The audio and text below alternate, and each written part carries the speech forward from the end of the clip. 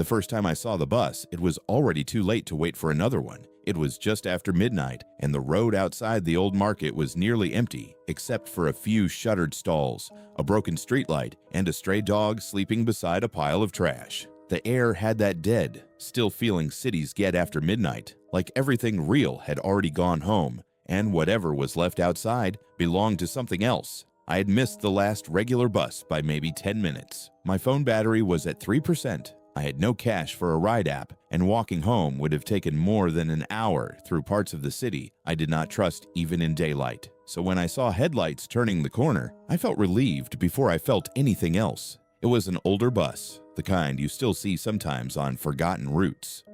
The paint was faded so badly I could not tell what color it had once been, and the front display above the windshield flickered so weakly that the route number kept disappearing. I stepped closer to read it, but half the digits were dead. The bus slowed anyway, brakes sighing like it was exhausted, and stopped right in front of me. The front door folded open. No one got off. I looked inside and saw only a handful of passengers sitting in silence. No one was talking. No one was on a phone. Most of them were facing forward with that tired, blank posture people get on late rides, but something about the way they were sitting felt too still. Not relaxed, not sleepy, just still. The driver leaned slightly toward the doorway and said, "Getting on or not?" His voice snapped me out of it. I climbed aboard, paid in coins, and moved down the aisle. The driver did not hand me a ticket. He just stared at the road the second I stepped past him. The first thing I noticed was how cold it was inside. Not air-conditioned cold, not even night air coming through cracked windows. It was the kind of cold that feels damp, like it has been trapped somewhere underground and released all at once. My arms broke into goosebumps immediately. I looked around for an open window, but all of them were shut. I took a seat near the middle, on the left side, and glanced at the other passengers. An old woman sat near the back with her hands folded in her lap. A man in a gray suit sat across the aisle from me, staring straight ahead. Near the rear exit was a teenager in a school uniform, head lowered, dark hair covering most of the face.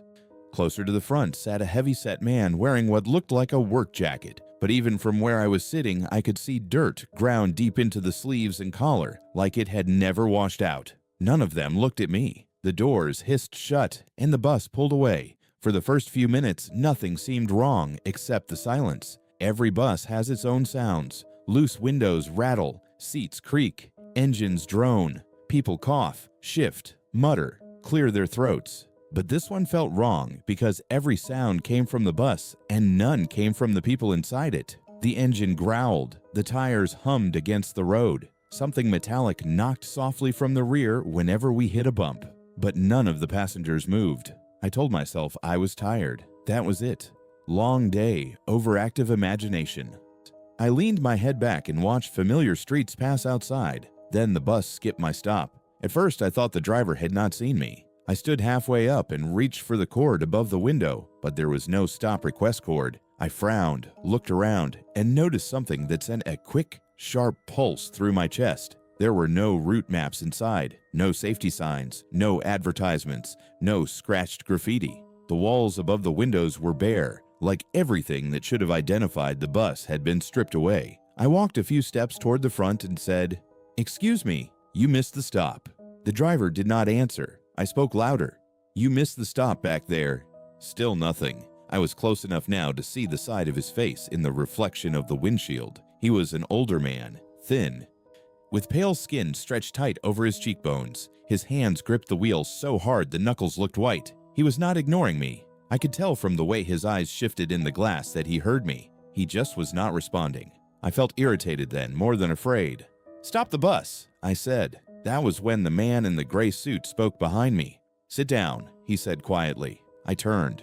He had not changed posture. He was still facing forward, hands resting on his knees. But now I could see his face more clearly, and something about it made my stomach tighten. His skin was too dull, too flat, like wax left in a cold room. His eyes looked strange too, not cloudy exactly, but unfocused, as if he was looking through the front of the bus at something very far away. I forced a laugh. "I just need to get off," he said, in the same calm tone. "Not yet." I looked around, expecting someone to react, maybe roll their eyes, maybe tell him to mind his own business. Nobody moved. The bus turned down a road I did not recognize. That was when fear really started. I knew that area well enough to know the driver should not have turned there. The regular route went straight past the pharmacy, crossed the signal, and looped toward the residential blocks. This road was narrower, darker, lined with old buildings and walled lots.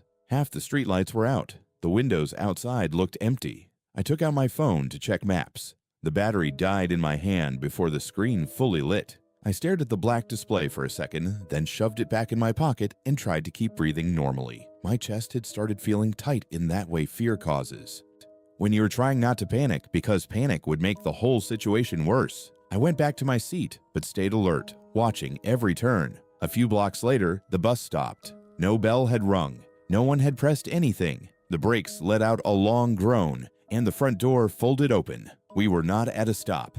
Outside was an empty stretch of road beside a vacant lot fenced with rusted wire. No shops, no houses close by, just weeds, broken concrete, and one leaning utility pole. The old woman at the back stood up.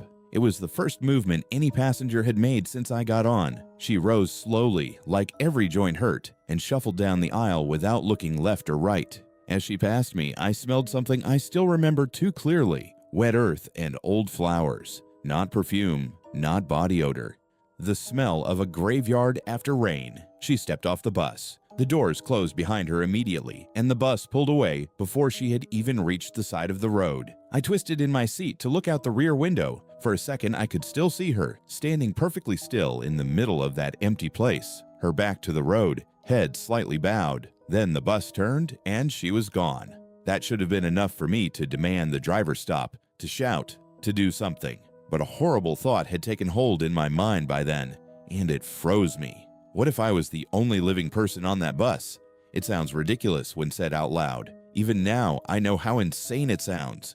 But once that idea entered my head, every detail started feeding it. The cold, the silence, the smell that clung to some of the passengers when the bus shifted, the way their clothes looked out of time, not old enough to be costumes, just wrong enough to feel misplaced. The teenage boy in the school uniform had mud dried up one sock. The worker's jacket had a tear at the shoulder crusted dark around the edges. The man in the suit had one cuff buttoned and the other missing. And beneath the sleeve, near the wrist, I could see a bruise-colored band circling the skin. I looked away from him and caught my own reflection in the bus window. Only mine looked alive. I know that sounds dramatic, but it is the only way I can explain it. My face was pale and sweating, eyes darting everywhere, breath fogging faintly on the glass. The others looked dimmer in reflection than they should have, as if the glass did not fully want to show them. The bus kept going. Another stop. This time near a bridge I had never seen before. The heavy-set man in the work jacket stood up. He limped down the aisle with a dragging step, and when he passed beneath the ceiling light, I saw half his face clearly for the first time. There was a long black line running from his temple into his hair, like a deep crack or an old wound. His expression never changed. He stepped off into the darkness beyond the bridge rail, where there was nowhere to walk except a dirt embankment and black water below. The doors shut. No one spoke. My hands were shaking now. I stood and moved all the way to the front, bracing myself against the driver's barrier. "You need to let me off now." He kept staring ahead. I hit the side of the partition with my palm. "Stop the bus." This time he spoke without looking at me. "Sit down." His voice was low and rough, and for the first time I heard something under it. Not anger, not impatience, fear. "I'm not sitting down," I said. "Stop the bus right now." His eyes flicked toward me in the windshield reflection, and I wish they had not. He looked terrified, not of me, of something else. Then he said, very softly, "If you get off at the wrong stop, you don't get back on." A cold wave passed through my whole body. I took one step back. "What?" He tightened his hands on the wheel. "Sit down." I did not move. The teenager in the school uniform lifted his head. I had been avoiding looking directly at him, but now I could not help it. Hair fell away from his face, just enough for me to see one side clearly. His skin was gray with a bluish tint. Lips dark, eyes half-lidded like someone waking from deep sleep.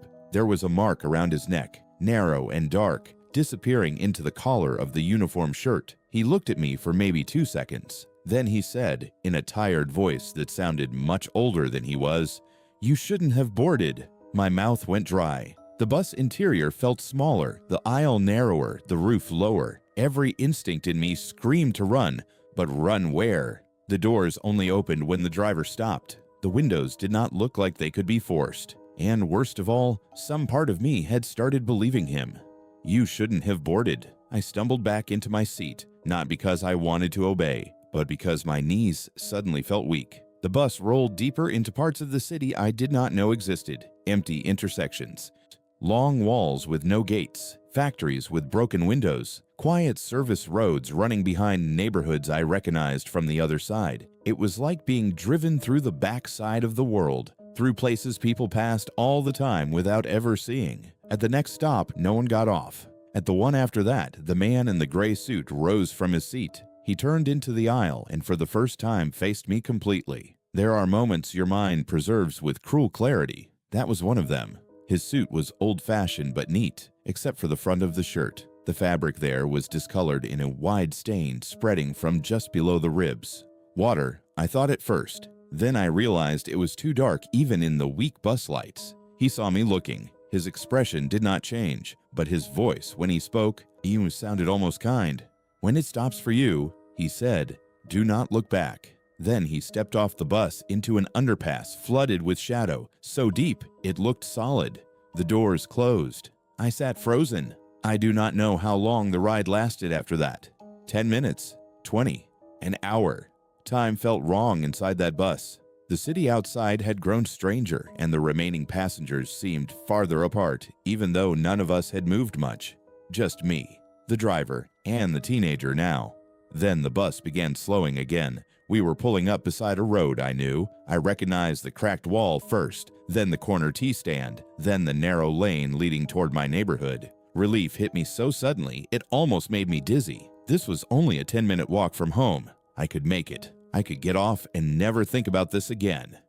The bus stopped. The front door opened. I stood up too fast and nearly stumbled. My legs were stiff and numb. I hurried toward the front, but as I passed the teenager, he spoke again without raising his head. "Don't look back." Same words. Flat, certain. I did not answer. I just moved faster. At the door, I hesitated long enough to look at the driver. Up close, his face looked even worse than before. Deep lines cut across his skin. His eyes were ringed dark, like he had not slept in years. He kept staring forward. I stepped down onto the road. The air outside was warmer immediately. Normal, humid, real. I could hear distant traffic, dogs barking somewhere, the buzz of a working streetlight. My whole body felt like it had surfaced from underwater. Then I remembered what the man in the suit had said. "Do not look back."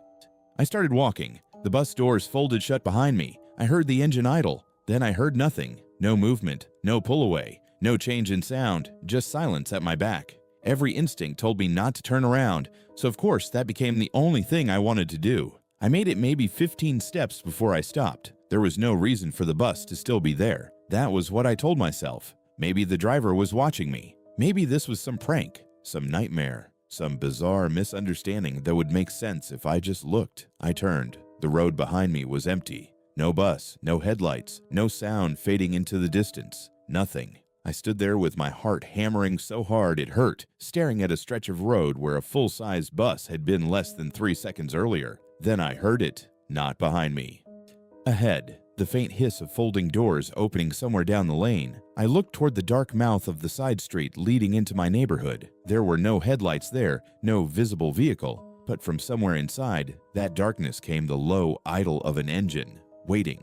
I ran. I do not remember getting home. I remember fumbling my keys, slamming the gate, waking everyone in the house. My mother kept asking what happened. I could not explain it without sounding insane, so I said a driver had tried to take me off route, and I panicked. Even that sounded weak compared to what I felt. I barely slept that night. The next morning, I went back to the stop where I had first boarded, mostly because some stubborn part of me needed proof that it had been real.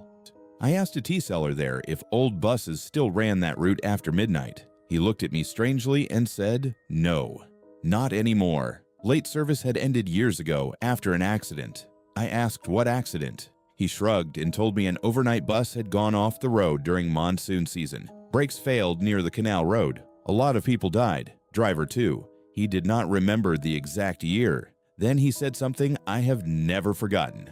Why? I told him I thought I saw one last night. He stared at me for a second longer than normal, then looked away and said, "You should go home before dark." I wish that were the end of it. For a while, I convinced myself it was. Weeks passed, then months. Life went back to normal, or something close to it. I stopped taking late buses altogether. I kept my phone charged. I left early. I paid for rides when I had to. And sometimes, when I could not sleep, I told myself the whole thing had been stress, exhaustion, maybe a panic episode layered over a real bus ride with real people. Then, about 7 months later, I was coming back from a friend's house on foot. It was late, but not that late, maybe around 11. I was cutting through a quieter road to save time when I saw a bus stop ahead. An old man was standing there alone. I would have kept walking, except he lifted one hand as if signaling something. Then I saw what he was looking at. At the far end of the road, a pair of headlights turned the corner. Even from that distance, I knew. The weak flicker above the windshield, the faded body, the way it moved too smoothly, almost silently, until the brakes sighed and it slowed toward the stop.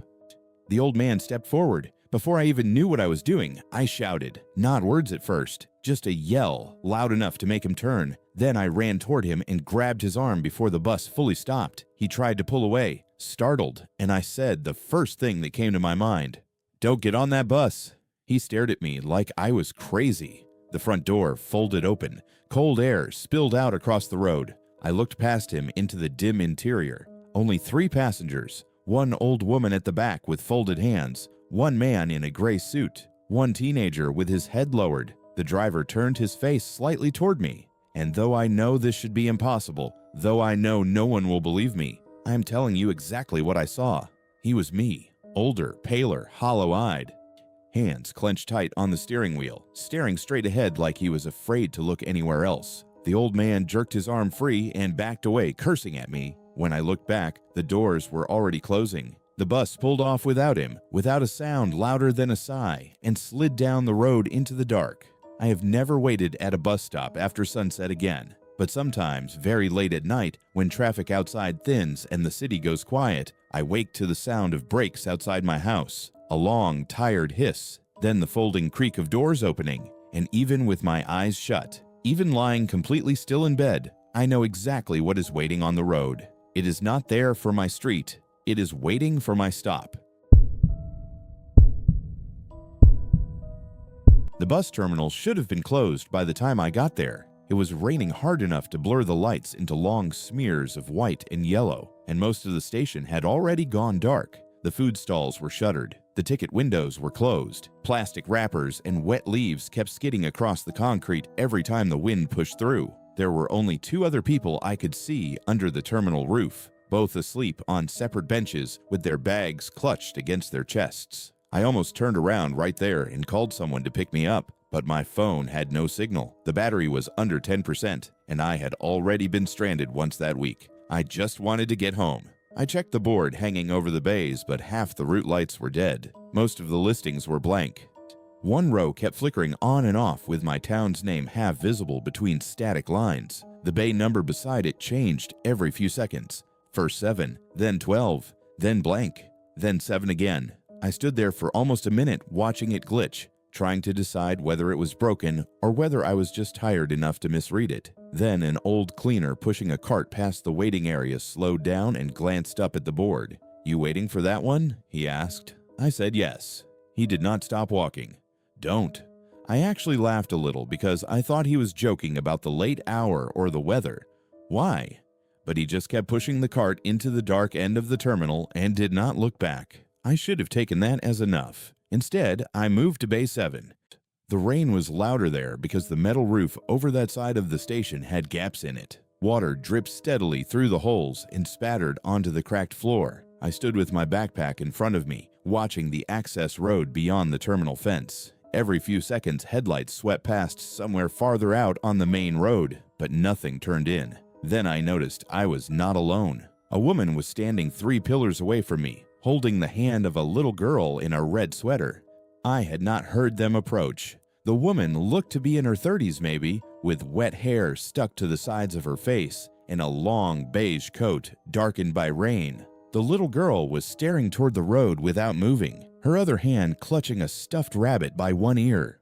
On the bench behind them sat a middle-aged man with a black duffel bag between his feet. He was leaning forward slightly with both hands on the bag's handle, like he did not want anyone near it. No one spoke. That by itself was not strange. It was late. People keep to themselves. But after a while, I began noticing the way they were silent. Not bored silent, not tired silent. The woman never bent down to speak to the child. The child never fidgeted or looked around. The man on the bench never checked his phone, never changed posture, never once rubbed his face or shifted his legs. They were waiting the way statues would wait. Headlights appeared through the rain. A bus turned slowly through the terminal gate. Too slowly, like it was trying not to wake anyone. It was older than any bus I had ever ridden, boxy and narrow, with fogged windows and faded paint, the color of dirty bone. The destination sign above the windshield should have been glowing bright enough to read from across the bay, but instead, it blinked weakly in uneven patches.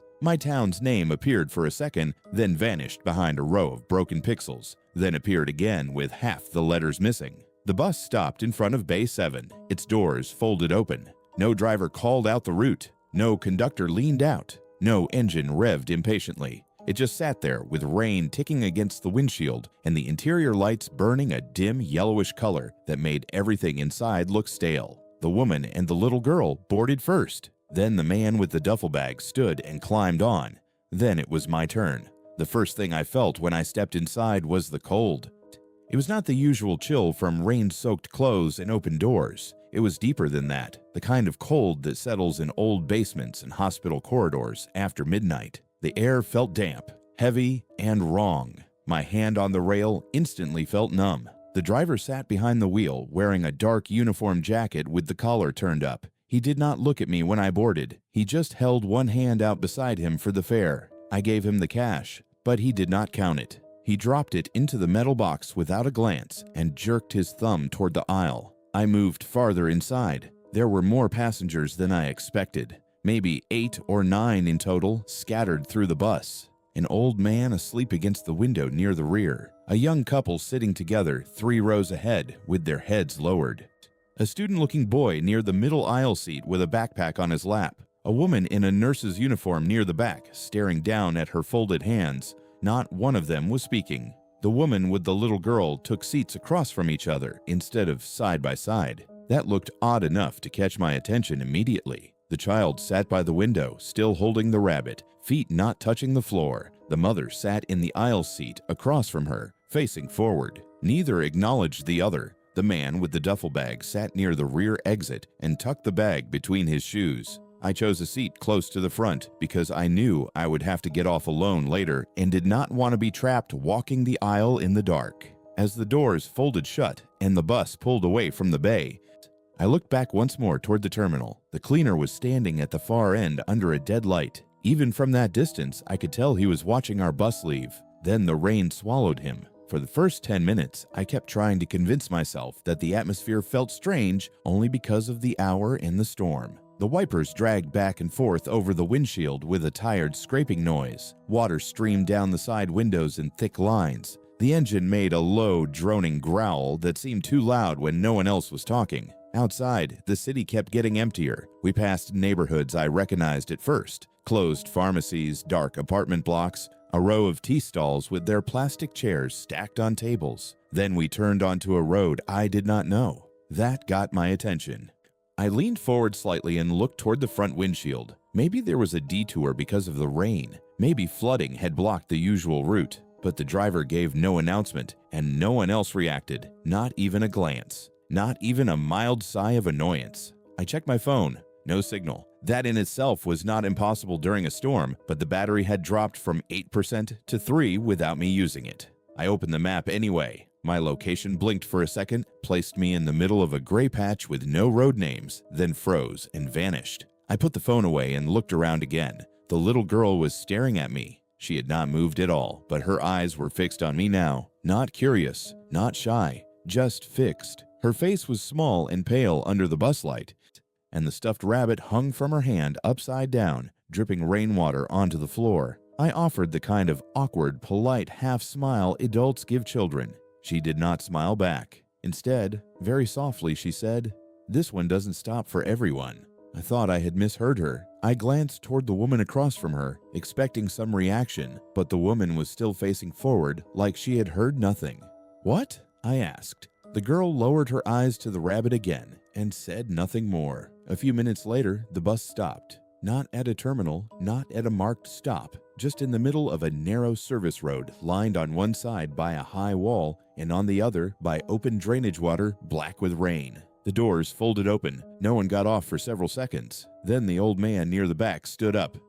He moved very slowly down the aisle with a stiff, careful gait, one hand brushing the tops of the seats as if testing their reality. When he passed beneath the light near my row, I noticed his clothes were soaked through, not damp from recent rain, but thoroughly wet, like he had been standing underwater. His pant legs clung to his shins. Water dripped steadily from his sleeves onto the rubber floor. No one reacted. He stepped off the bus into the rain and did not hurry toward shelter. He just stood beside the wall with his head lowered. The doors shut before he had fully turned away. I twisted in my seat to look out the rear side window as the bus started moving again. He was still there in the same position, shrinking into the rain. Then the bus turned the corner and he was gone. Something cold tightened around my ribs.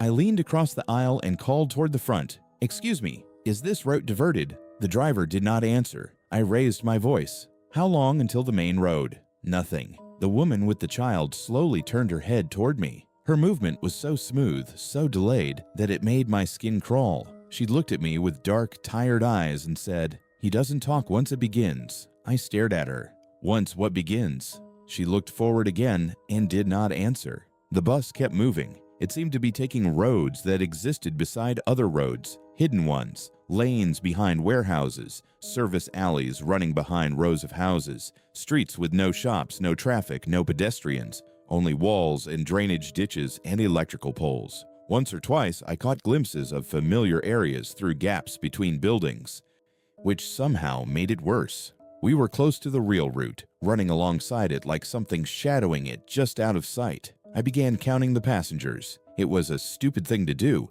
but it gave me something concrete. One driver, me, the mother, the girl, the duffel bag man, the student, the nurse, the couple. 8 passengers total. The next time the bus stopped, the young couple got off together. They stood from their seats in perfect unison, hands at their sides instead of linked, and walked to the door without looking at each other once. The woman's dress was torn near the hem. The man had a dark stain across one shoulder, almost black in the low light. They stepped down into what looked like an abandoned fuel station with boarded windows and weeds growing through the concrete.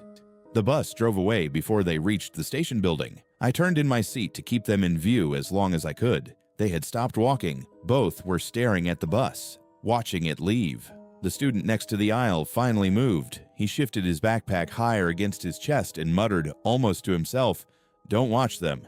I looked at him. He was maybe 17 or 18. Wet hair stuck to his forehead. School blazer buttoned wrong. There was dried mud up one sleeve and a cut above his eyebrow that looked black instead of red. "You can see this too, right?" I asked, keeping my voice low. "This is weird, isn't it?" For a second, I thought he had not heard me. Then he said, without looking up, "You got on at the terminal?" "Yes." His grip on the backpack tightened. "You shouldn't have. There is a very particular kind of fear that begins when another person confirms the thing you have been trying not to believe. Until then, your mind keeps offering alternatives, tiredness, stress, a misunderstanding. But the second he said that, every excuse I had been building fell apart. "What is this bus?" I asked. He gave a dry, breathless sound that might have been a laugh. "You think they tell us?" The nurse near the back suddenly spoke. "Keep your voice down." I turned to her. She had not raised her head from her folded hands, but I could hear the strain in her voice. "Please," she said, "just sit still until he sees your stop." My mouth had gone dry. "Who?"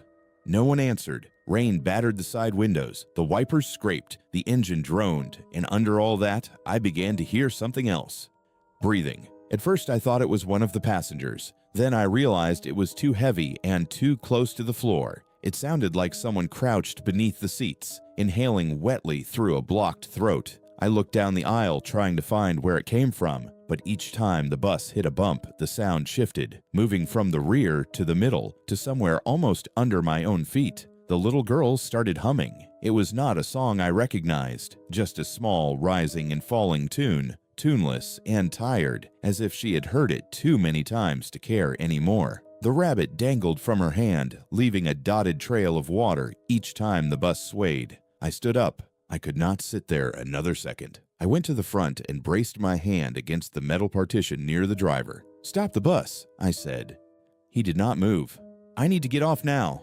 Still nothing. I hit the partition harder. "Did you hear me?" The driver's head tilted just slightly, enough for me to see one eye in the reflection of the windshield. It looked bloodshot and exhausted. Then he said quietly, "Sit down." "No." He gripped the wheel tighter. "If you step off before your stop, you walk the rest with them." My whole body went cold. "With who?" He did not answer. The bus slowed again. I thought for one mad second that maybe he was stopping for me. But when the doors folded open, it was not my town outside. It was a flooded road under a railway bridge. Water had gathered ankle-deep across the cracked asphalt, reflecting the interior lights like broken mirrors. The man with the duffel bag stood. He bent to pick up the bag, and when he lifted it, I heard no weight in it at all. No shift, no strain. The bag hung from his hand like it was empty. As he passed me, the zipper on one side had split open just enough for me to see what was inside. Not clothes, not belongings. Mud, packed thick and wet, filled nearly to the top. He stepped off into the floodwater and kept walking beneath the bridge without once looking up. The doors closed. I stumbled back from the front and nearly fell into my seat. The student would not look at me. The nurse had covered her mouth with one hand, eyes shut tight. The woman in the beige coat was staring forward, but I could see tears on her cheeks now, cutting through the rainwater still clinging to her skin. Only the little girl seemed calm. She looked up at me again and said, almost kindly, "He hasn't decided if you're a mistake." I could not speak. The bus moved on. From that point, the city outside no longer made sense. Roads looped where they should have run straight. Buildings repeated. A shuttered pharmacy appeared twice on different corners. I saw the same burned billboard 3 separate times, each from a different direction. My ears had started to pop with pressure, like we were climbing into higher ground, except the road outside looked flat. Then the bus passed a stop. A real stop. One I knew. I lurched half out of my seat. "That's mine!" The driver did not slow. I ran to the front again. That was my stop. Stop the bus. The nurse said sharply, "Sit down." The student said nothing, but his face had gone paler. The little girl hugged the rabbit to her chest for the first time. The bus sped up. Panic flooded through me so hard I could hear my pulse in my ears. I grabbed the handrail near the doors, looking for an emergency latch, a window hammer, anything. There was nothing. No red handle, no marked release, no safety signs at all. I pounded on the front partition. "Stop the bus." And that was when the driver finally turned enough for me to see his face properly. I wish he had not. He looked like a man who had not slept in years. Skin gray with exhaustion, cheeks sunken, eyes dark-ringed and raw. But what horrified me most was not how dead he looked. It was how frightened he looked. Not angry at me, not annoyed, terrified. His lips barely moved when he said, "Don't make me notice you." I froze. The bus went silent. Not quiet. Silent. The engine drone dropped away. The wipers stopped. Even the rain seemed to vanish. All at once, there was only the sound of that wet breathing from somewhere low in the bus. Then a new sound came from the back. A knock.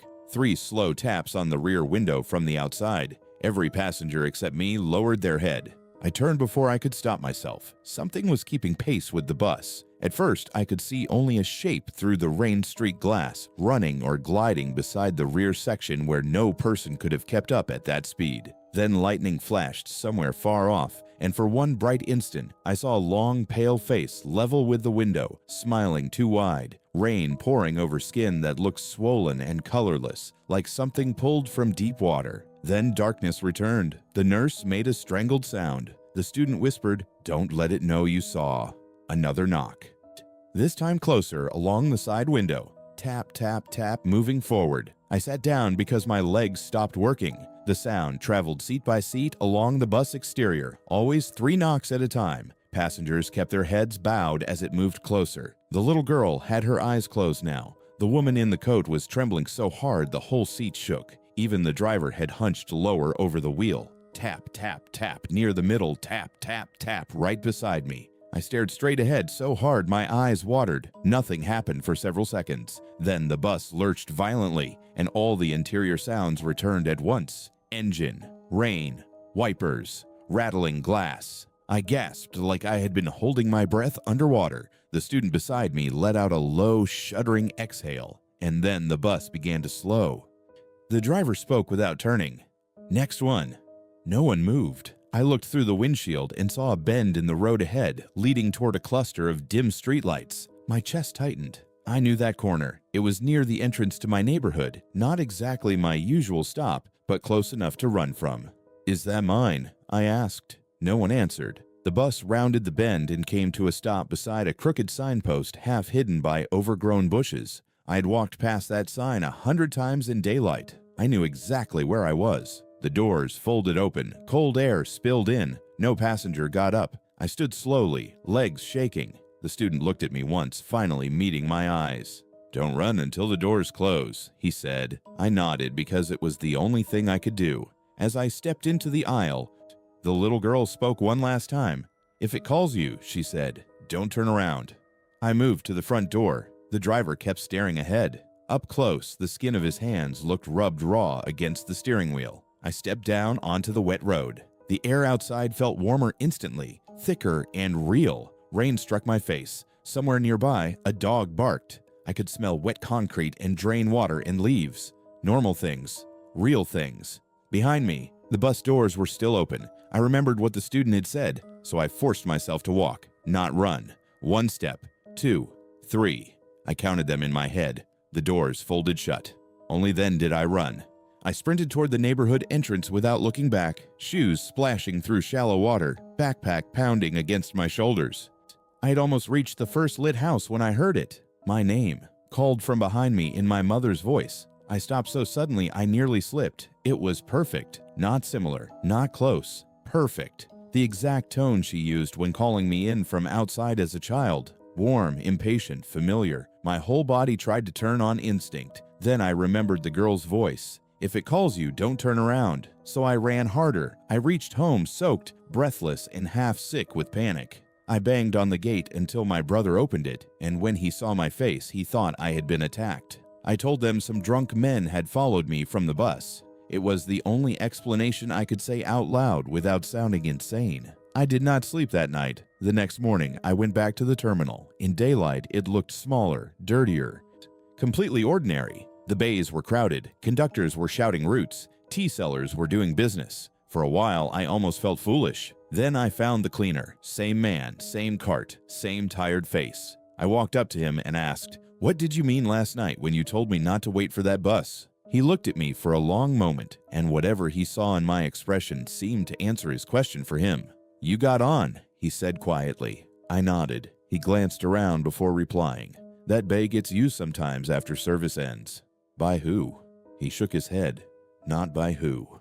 I felt my throat tighten. "Then what is it?" He leaned both hands on the cart handle. "Every station gets stories. Most are nonsense. But years ago, before they rebuilt part of this terminal, there was a flood. A night bus pulled in full. People waiting at the lower bays ran to board because they thought it was their last ride home. Water came down too fast. Power failed. Half the exit road went under before anyone knew how bad it was. Some drowned in the bus. Some after it stalled. Some were never found." He looked past me toward Bay 7. "After that, people said a bus still came on storm nights. Not every time, just sometimes. Same bay, same route signs glitching, same driver who never speaks after leaving the station." I could barely breathe. "Why me?" He gave a tired shrug. "Maybe because you were waiting." I asked him if anyone else had seen it recently. He said, "The ones who see it usually stop traveling late." That should have been the end. For weeks, I avoided buses entirely. I left places early. I took crowded routes only. I never traveled in rain if I could help it. Eventually, like all fears that do not kill you, it started to feel less sharp, more like a memory than a threat. Then one night, nearly 5 months later, I was walking past a roadside stop near my neighborhood after a power outage had darkened half the block. There was a boy standing under the sign with a backpack on his lap. Student age, alone, looking down the road. and in the distance, through light rain, I saw a pair of dim yellow headlights turning the corner. The destination sign flickered weakly. I did not think. I just ran. I reached the stop as the bus slowed, brakes sighing softly. The doors had not opened yet. The boy looked startled as I grabbed his shoulder and pulled him backward. "Don't get on," I said. He jerked away from me, angry and confused. "What's your problem?" The bus stopped in front of us. Its doors folded open. I looked inside. There were only 4 passengers I could clearly see: the woman in the beige coat, the nurse, the student with the backpack, and the little girl in the red sweater, holding her stuffed rabbit. This time she was not looking at the road. She was looking straight at me. And in the front seat, nearest the door, sat a new passenger, a man drenched from head to toe, clothes still dripping water onto the floor. He had his head bowed, hands on his knees, but even before he slowly lifted his face toward the glass, I already knew who it was. It was me. I almost missed the bus because I stopped to help a man who refused to step under the streetlight. It was late, somewhere around 1 a.m., and the road outside the hospital was nearly empty, except for rainwater shining on the asphalt and the distant glow of a pharmacy sign still open at the corner. I'd been visiting my cousin after a minor surgery, and by the time I finally left, the last few buses were all I had left, unless I wanted to spend a ridiculous amount on a ride home. My phone battery was low, the weather kept shifting between drizzle and fog, and the whole city had that dead, hollow silence it gets after midnight, where every sound seems farther away than it should be. The bus stop sat just beyond the hospital wall under a flickering lamp that buzzed so loudly it sounded like an insect trapped inside glass.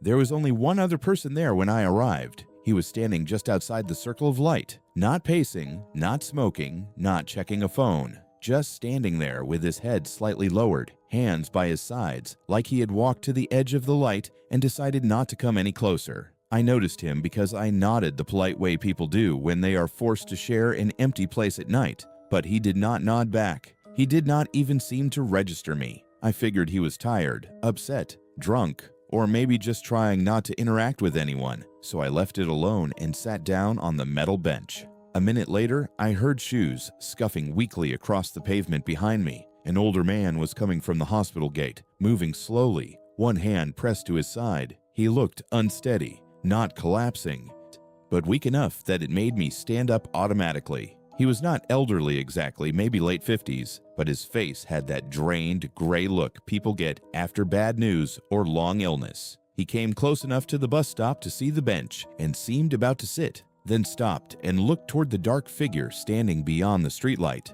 Something in his expression changed immediately. Not confusion, not recognition, fear. He backed up a step so suddenly I thought he might fall. I moved toward him and said, "Are you okay?" He grabbed my wrist hard enough to hurt.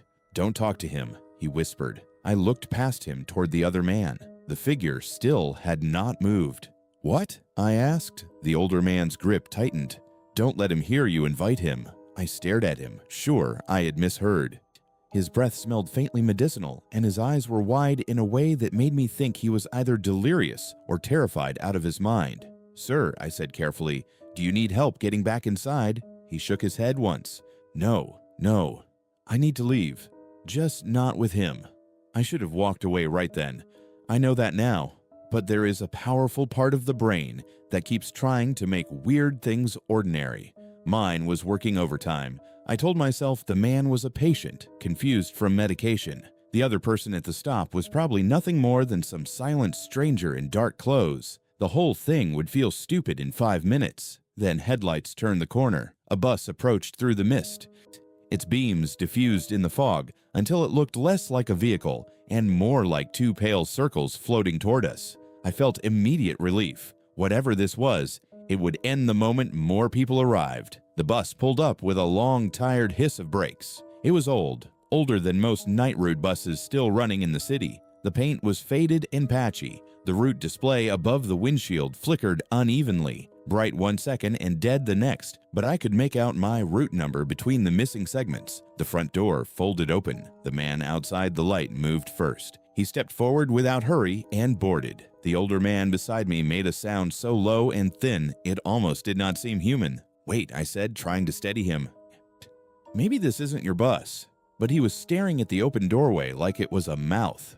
"I can't stay here," he whispered. That made the decision for me. I helped him up the steps and boarded with him. The driver did not greet us. He was an angular, hollow-cheeked man wearing a dark uniform jacket buttoned to the throat. He took my fare, then the older man's, without a word, and without once lifting his eyes fully to meet ours. His fingers looked stiff on the coins, as if they hurt to close. I guided the older man to a seat near the middle and sat beside him. The bus smelled faintly of damp cloth, cold metal, and something older underneath that I could not place at first. Not rot exactly, more like flowers left too long in stagnant water. There were maybe 7 other passengers aboard. A woman in office clothes near the front with her purse clasped in both hands. 2 laborers sitting together near the rear wheel, boots muddy and heads lowered. A boy in a school blazer by the window with his backpack hugged to his chest. A thin woman in a shawl a few rows behind us. And near the very back, on the right side, the man who had been standing outside the streetlight. Now that he was inside, I could see him more clearly. He wore dark trousers and a pale shirt buttoned to the collar. His hair was wet or slicked flat against his head. His face looked ordinary at first glance, the kind of face you forget instantly, but something about it was off. Too still, too colorless.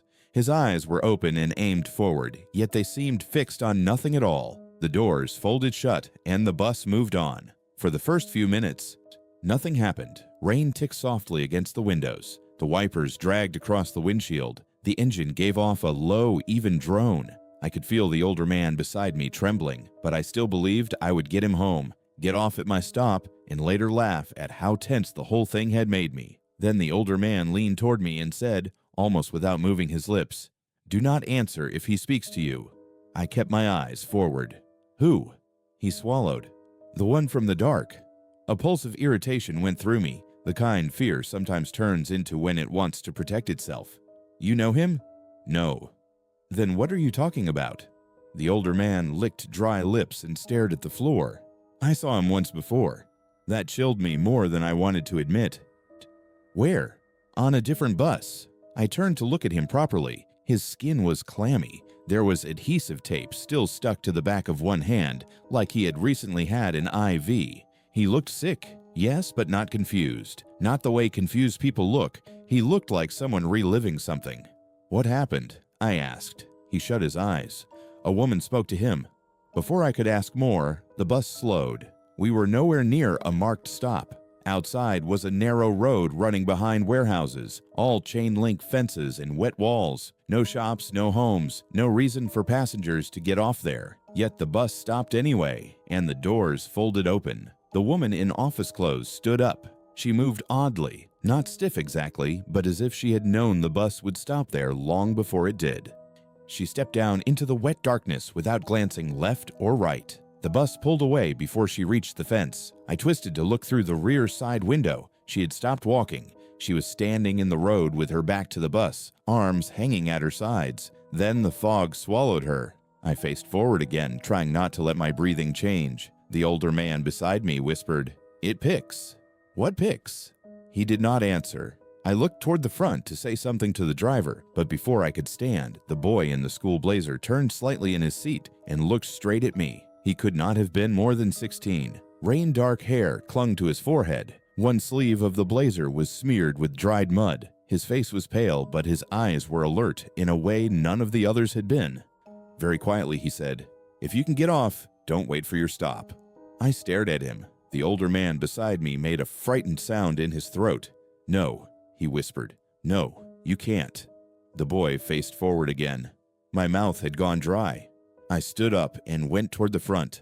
"Driver," I said, "I need the next stop." He did not react. I spoke louder. "Stop the bus at the next corner." Nothing. I moved closer, putting one hand on the metal barrier beside his seat. Up close, I could see the skin around his eyes looked rubbed raw from exhaustion. There were deep shadows sunk beneath them, and his jaw was clenched so hard the muscles fluttered. "Did you hear me?" I asked. Finally, without looking at me, he said, "Sit down." The words came out rough and low, like he had not used his voice in days. "I need to get off." "No."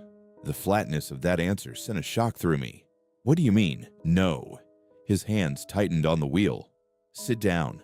From the rear of the bus came another voice. "Leave him alone." It was the thin woman in the shawl.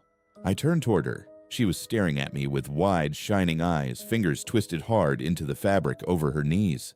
"Please," she said, "just sit down." Something in her face made me obey.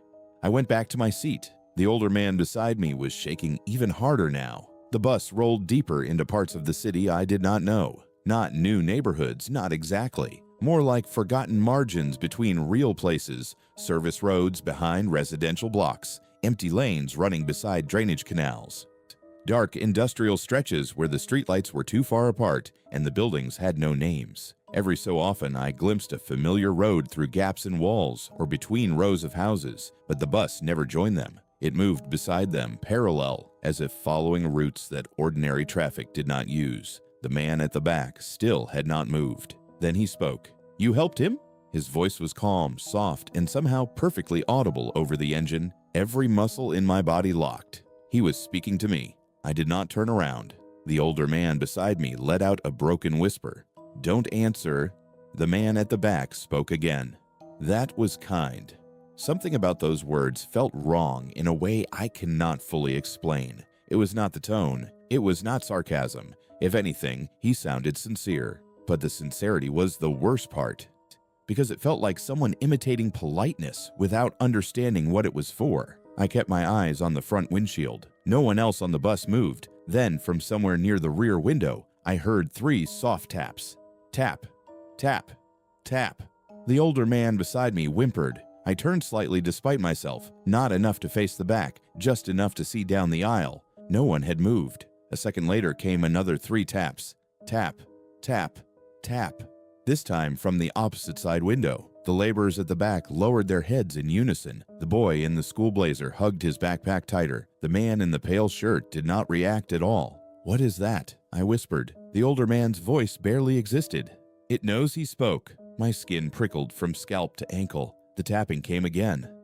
Moving forward 1 window at a time. Tap, tap, tap, a row closer, tap, tap, tap, closer still. It was coming along the outside of the bus, keeping pace. I looked toward the front windshield, expecting to see someone running alongside us reflected in the glass. But there was only fog and the wavering smear of distant lights. Then the bus stopped again. The doors opened onto a deserted intersection where 1 traffic light swung in the wind, showing red in every direction because there was no one there to obey it. The thin woman in the shawl stood up. As she passed our row, I saw something that made my stomach turn. The side of her shawl was dark and stuck flat against her dress, and beneath it, her arm hung at a wrong angle, too loose below the elbow, as if the bones there had long since failed. She stepped off the bus. The doors closed at once. I watched through the side window as she stood under the dead traffic light, one arm dangling, head tilted slightly as though listening for something above her. Then we were gone. I could not take it anymore. I stood and said, louder than I meant to, "What is wrong with this bus?" No one answered. "What is happening?" The driver's jaw tightened. The older man beside me grabbed my sleeve. "Please." I shook him off and turned halfway toward the back. "You. What do you want?" The pale man finally turned his head. The movement was so smooth and slow, it almost did not seem human. His eyes met mine across the dim bus. I understood immediately why the older man had warned me not to speak to him. His face was wrong, not disfigured, not bloodied, nothing dramatic like that. It was wrong in smaller ways that felt worse. His skin had the texture of soaked paper, his lips were too pale, and his eyes looked somehow deeper than they should have, as if the sockets behind them went farther back than a human face allowed. He smiled. It was not wide, not theatrical, just enough to show that he understood I had finally answered him. Then he said, "I wanted to know whether you would help me too." The bus interior went freezing cold, not chilly, not drafty, freezing.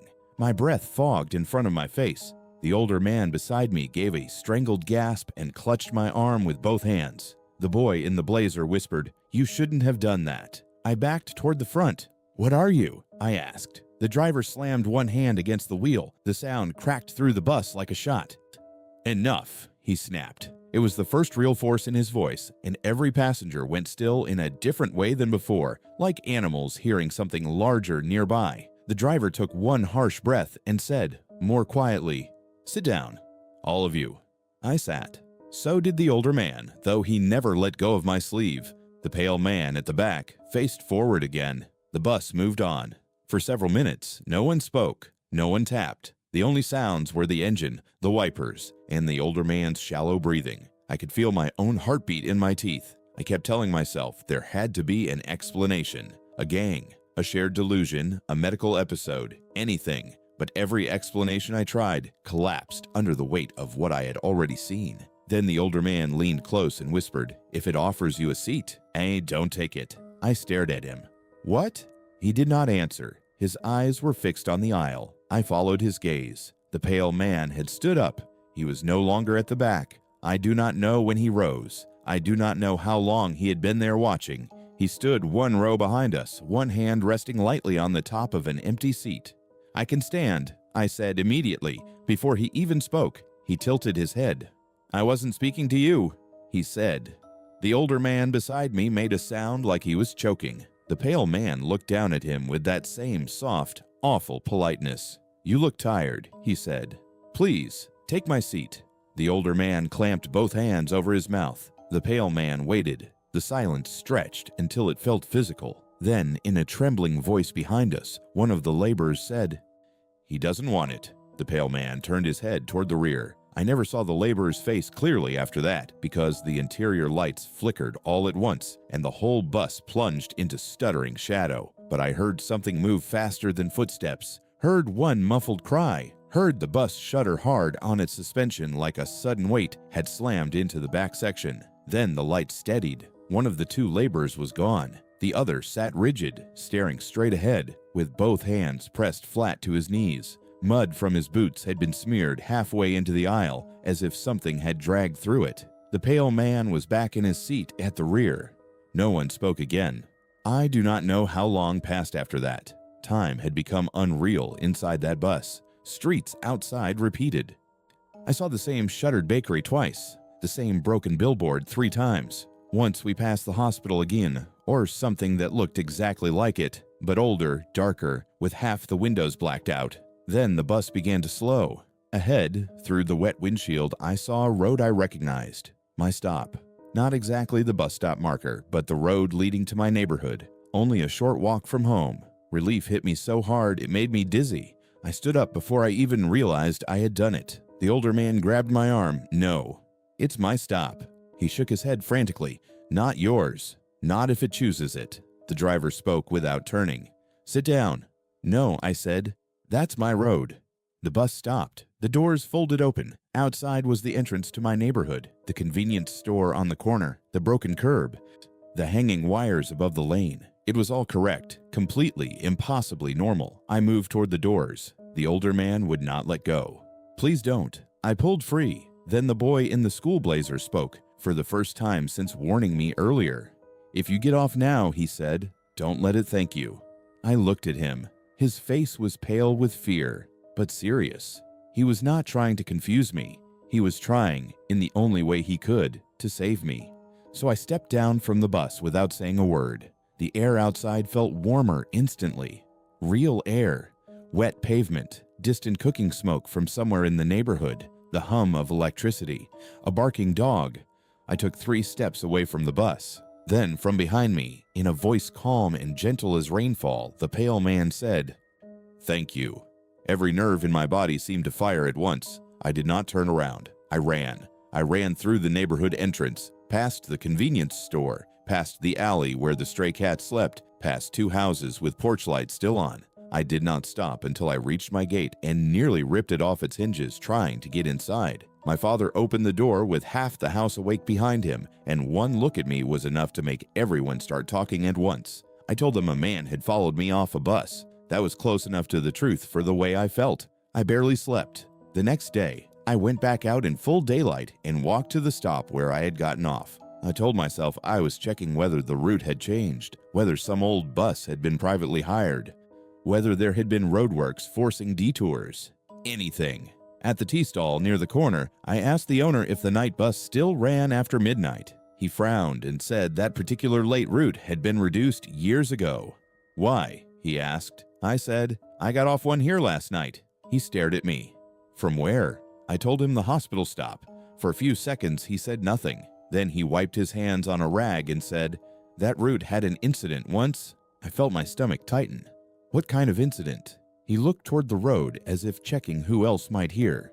"Driver had a heart attack. They say he stayed on the road longer than he should have. People thought he was making the usual stops, but by the time anyone realized something was wrong, the bus was far off route. Crash happened near the drainage road out by the industrial side. Some died there, some after. Strange thing was, one witness said a man had flagged it down long after the driver should have been unconscious. I asked when that was. He named a year from before I had even started college. Then he added, "Old stories, people make them bigger." I wanted to believe that. For a while, I almost did. Weeks passed, then months. I stopped taking night buses entirely. If I was out late, I paid whatever it cost to get home any other way. The fear dulled around the edges, as fear does when daily life keeps forcing itself forward. Then, about 6 months later, I was outside the same hospital again. Not as late this time, maybe around 10:30. Visiting hours were ending, and I was walking toward the gate when I saw a man near the bus stop helping an older stranger who looked weak on his feet. The sight made me stop cold. The older stranger had one hand pressed to his side. The younger man had just taken his wrist to steady him. And just beyond the streetlight, standing outside the circle of light exactly where I had first seen him, was a still figure in a pale shirt. I knew that shape instantly. I started toward them before I had decided to move. I do not even remember crossing the road. I just remember shouting, "Don't get on that bus!" Both men turned toward me. Headlights swung around the corner. The old bus approached through the mist. It stopped. The doors folded open. I was still 20 or 30 feet away when the younger man and the older stranger boarded together. I ran harder. Just before the doors closed, I looked through the side glass. Inside, near the rear, the pale man was already seated. Near the middle sat a thin woman in a shawl. 2 laborers with muddy boots sat near the back. And by the window, clutching a backpack to his chest, was a boy in a school blazer. He was looking straight at me. He lifted one hand slowly to the glass, not waving. Warning. Then I saw one more face. Near the center aisle, turned halfway toward the window, was the older man I had helped that night. The one from outside the hospital, the one I had boarded with. His face was gray with terror, and as the doors folded shut, he mouthed 2 words I understood perfectly. "Not again." The bus pulled away before I could reach it, slipping through traffic that somehow parted too easily for it. Then turned down the road and vanished behind the hospital wall. I stood there shaking, staring after it. I have never walked past a night bus stop without checking the edge of the streetlight first. And sometimes, when rain and fog come together just after midnight, I think about what the pale man asked me, whether I would help him too. Because the worst part of all this is not what I saw. It is knowing that if I ever find someone weak, frightened, and alone at a bus stop late at night, I will still want to help them. And one night, sooner or later, I think that is exactly how it gets you back on.